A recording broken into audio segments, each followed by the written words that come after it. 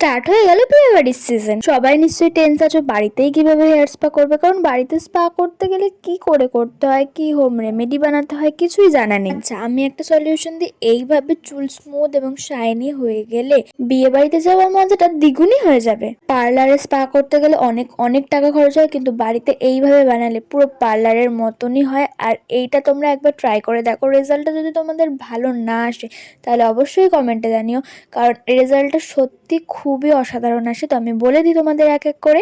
ভাত লাগবে, তার ফ্যান বা মার যেটা হয় সেটাও লাগবে। চুলের লেন্থ বুঝে তোমরা পরিমাপটা নেবে এবং তার মধ্যে ভিটামিন ই ক্যাপসুল দিয়ে দেবে। ভিটামিন ই ক্যাপসুল দিলে পুরো পার্লারে স্পা ক্রিম তৈরি হয়ে যাবে। আমি সত্যি বলতে নিজে ট্রাই করেছিলাম এবং খুব ভালো রেজাল্ট এসেছিল, খুবই স্মুথ এবং শাইনি হয়েছিল, যার জন্য দিদিকে আমি করে দিয়েছি। প্রথমে চুলটাকে ভিজিয়ে নিয়ে চুলের এক একটা পার্টস নিয়ে তার মধ্যে ক্রিমটাকে ভালো করে লাগিয়ে এবার চুলটাকে টেনে টেনে সারা চুলে লাগিয়ে দিতে। হিটও দিতে পারো, শ্যাম্পু করে নিতে পারো।